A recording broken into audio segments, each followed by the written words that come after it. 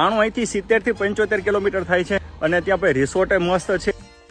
અને તમે આ બાજુથી આવતા હોય સુરત, બરોડા, અમદાવાદ થી ને પણ આવતા હોય ને તો તમારે ચારોટી નાકાથી જમણી બાજુ વળવાનું છે વગર મેકઅપે. એટલે સમજી લો કે અત્યારે પાનખર જેવી ઋતુ ચાલે છે છતાં પણ આટલું બ્યુટીફુલ લાગે છે.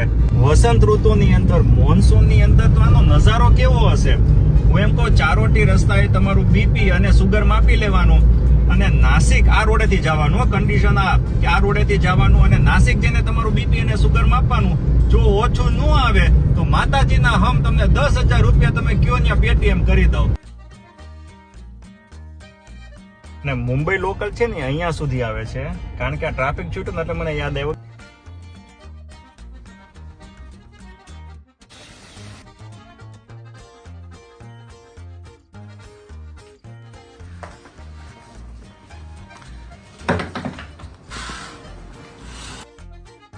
અને રસ્તાની અંદર છે આ હોટલ બીચ ક્લાસિક. ભાઈ સરસ છે, ફૂડ પણ સારું છે, ફૂડ ત્યાં પણ સારું છે, પણ તમારે અહીંયા ચીલ થવું હોય તો આ જગ્યા મસ્ત છે.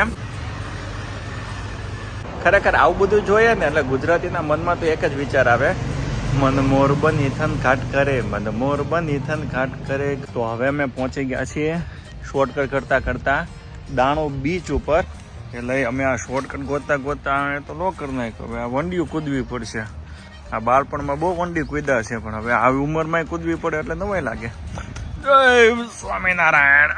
ભગવાન ભગવાન ભગવાન.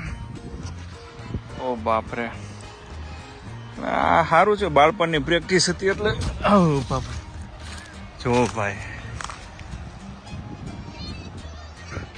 એક વાત કહું કે યાર અડવાણીમાંથી ક્યારે લાલકૃષ્ણ અડવાણી બની જાઉં ને ખબર નહીં પડે. મતલબ ત્યાં સુધીમાં છે ને ભાઈ જિંદગીની મજા લઈ લો યાર.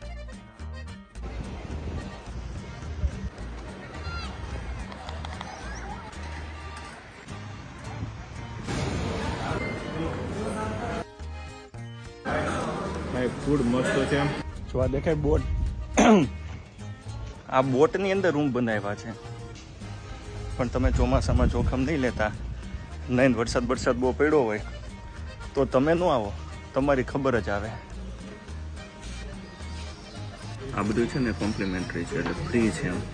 એટલે ફ્રીનું કંઈ છોડતું નથી, ધબધબાવી જ નાખવાનું. આવા તો ચાલો રજા લઈએ. દાણુ બીચ ઉપર આટલું જ છે. મસ્ત બીચ છે, ખાઈ પીને મજા કરો અને મસ્ત આવી રીતે સ્ટે કરો.